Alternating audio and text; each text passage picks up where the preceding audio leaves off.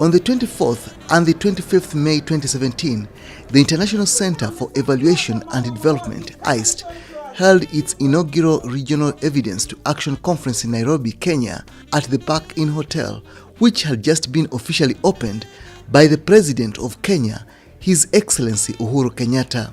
This was in partnership with ATAI, BASIS and Tegemeo Institute.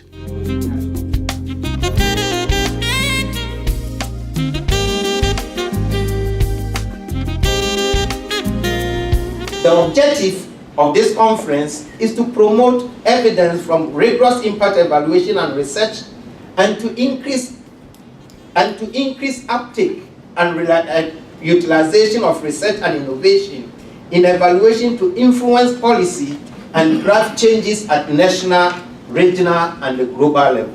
We hope that the 2 days we are going to spend here will be a life-changing experience for all of us. Both researchers, development practitioners, policymakers, and those of us who are interested in development that have come here.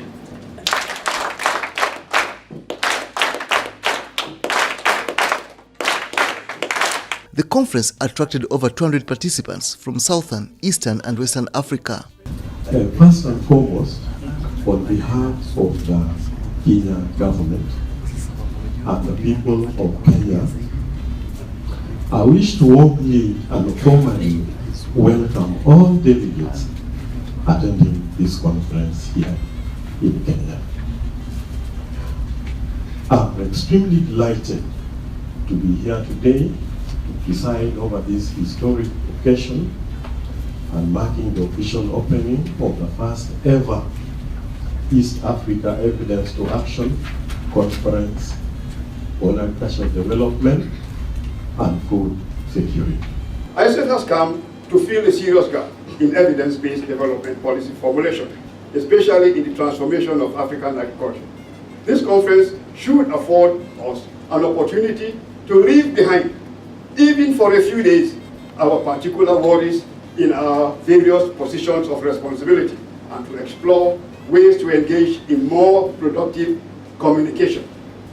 Under the theme Evidence to Action, towards an evidence-based and data-informed policy, action and practice in Africa, participants, among them government agency representatives, scholars, farmers' organizations, private sector, development and donor agencies, shared experiences and ideas in both plenary and breakaway sessions. But something that has been going through my mind is this idea of getting further. So I know the farmers, not many farmers, have Android phones, especially in Western Kenya. Like maybe Rift Valley is a different story, or maybe coffee, like other type of crops are different. But one of the things that we are working towards is to have to develop a tool for extensionists. A major, a food commodity for Kenya, maize, is very political, and therefore sometimes you have the evidence, you have it very clear, but the decisions that are taken are sometimes informed by other reasons. And again, this is a conversation that we would like to have. How can we do this? How can we achieve this? We need to make sure that we step up, the way we actually do it, so that we partnering, for example, between the seed companies and with the government, to make sure that we have seed that is very targeted to specific agroecological environments. Is something that is quite useful. But this is just not for the government alone, because even the private sector seed companies can identify niche markets where they can actually make money. And for the private sector, what actually should make sense for them is whether they are able to get a return for their investments. The biggest private sector partner is the farmer. That is the private sector. Whatever we're doing here, let's think of the farmer as the private sector. How do we best work with the farmer so that we're able to make sense and ensure that what we're doing is getting them there? How I wish that, for example, that some of us who are here, given those powerful papers, can be able to present them to these fellows, and particularly when they make their budgets, when they make their policies, when they make their bills, so that they can be able to really do what really works. It is true that, for example, in Kenya and other countries in Africa, a lot of money is spent into what does it work? So many billions of dollars. So personally, I would like to recommend that there's need for more engagement between the policymakers and the scholars, and more so the researchers, and more so evidence, because all of us need for evidence. It was during the breakaway sessions that several sub-themes were discussed to detail. These were the sub-themes that guided the conversations, facilitated by a cross-section of experts: promotion and adoption of improved technologies, developing markets through public-private partnerships, agriculture risk, index insurance and technology, financial inclusion through smart subsidies, impact investing, credit and savings, information and extension, reaching farmers where they are, harnessing information and communications technology, evidence synthesis and evaluation result generalization, research and evaluation of agriculture transformation programs in Africa. Any evaluation, we use an external evaluator just to give a fresh eye and just recommendations that we could be new and that could then inform the next planning phase. In terms of the long-term food security, it is important for as many farmers as is economical and is practical to use current generation hybrids that are high yielding and that impart a sizable degree of resilience to farmers. At what point do you start engaging the policymakers? Is it at the point of research design? Is it at the point where you start the project, or is it the time when the project is in mid-term? We sat together, especially working with the ministry, and agreed this is the issue and it needs to be tackled, and now we brought in our expertise on how to tackle the issue. So some of that happens. Others, sadly to say, we engage them once we have the evidence, and now we are outreaching or disseminating. As we build up our evidence for M&E, we also have to look at how do we get this proper data. It is by building up our infrastructure.